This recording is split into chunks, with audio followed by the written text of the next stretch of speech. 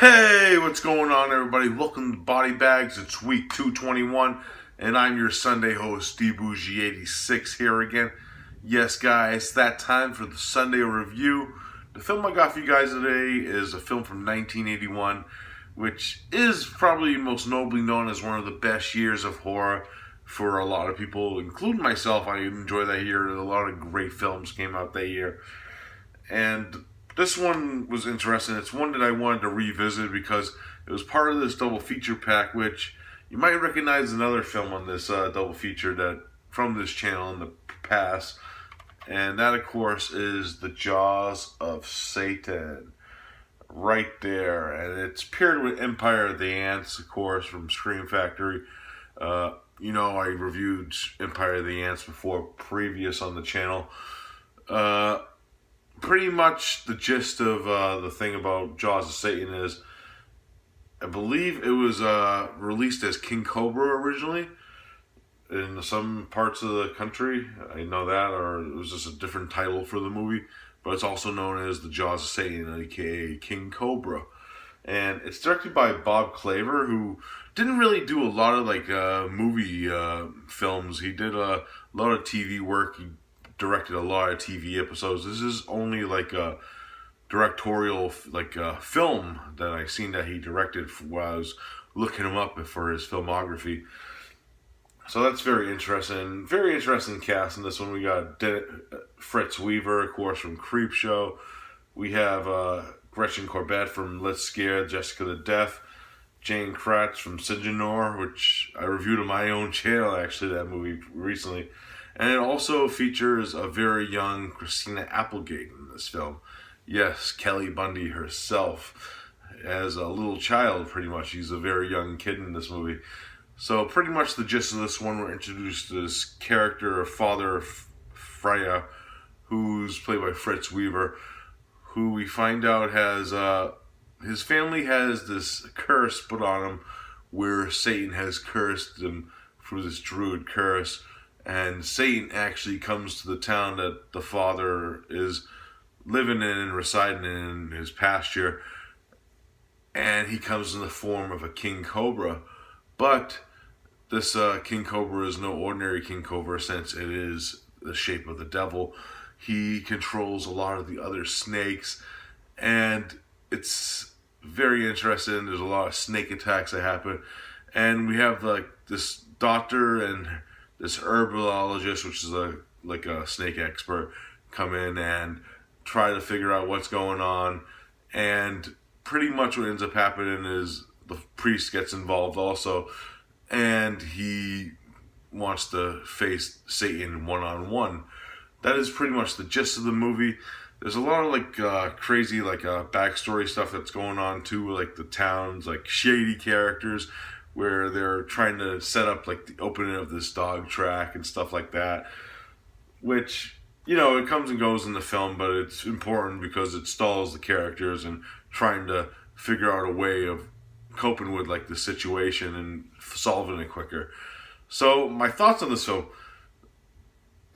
very interesting take on a killer snake movie, for one thing, adding the religion aspect into it, and the aspect of Satan in general was very smart for this type of film because of the subject matter, and a thing that's been done to death already is the snake film in general.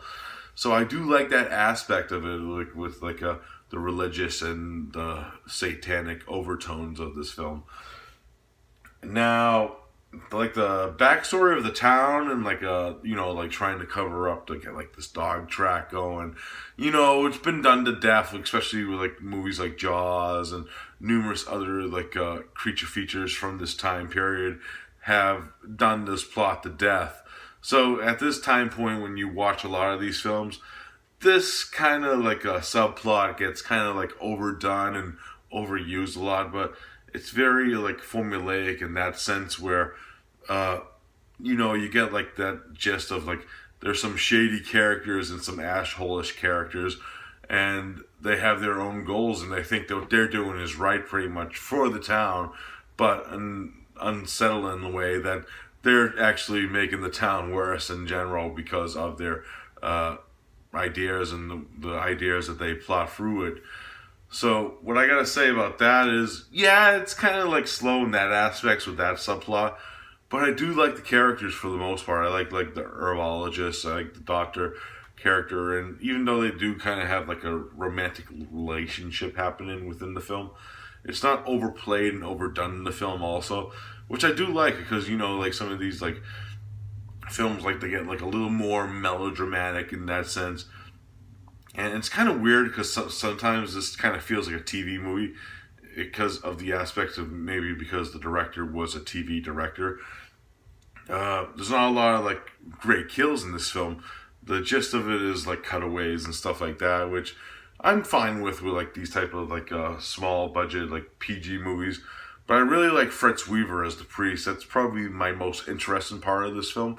I wish he was kind of in the film a little bit more, especially even though he like steals like the third act of this film, especially with the performance and screaming Satan and stuff like that. It's really like a great aspect of the film with like the devil and the religious overtones and finding your faith, pretty much, which you get to see this in like numerous like religious movies too, like The Exorcist, for example. But other than that, I did enjoy that aspect. You never see like a killer snake movie that's also like a finding your faith, like fighting the devil movie also. So that's a really cool aspect of it. But overall, for the like the gist of it, it's still like a interesting, entertaining watch for me. But like I said, like a little bit of like the overdone, like overtones of this one kind of hurt it in my opinion.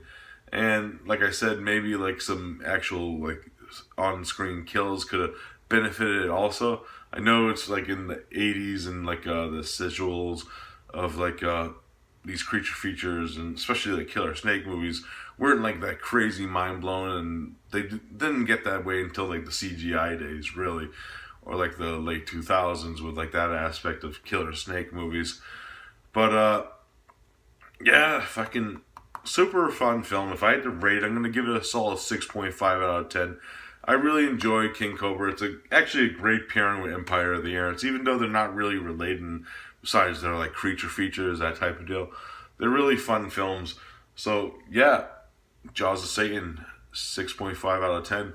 Alright guys, this is for review. I'll be back next week with the theme week of that week, which I believe is Shot on Video Week. Yes, finally my generation of BodyBags reviewers are doing shot on video films. This theme week was picked by our new Monday host, Corey, aka Corey Cripps.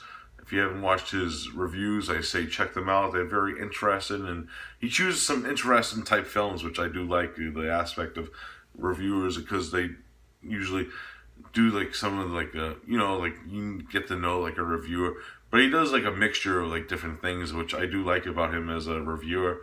So yeah, check out like that week. It should be interesting. I already can't wait to actually watch the film that I picked for that week. So yeah, so I'll see you then guys. Peace out.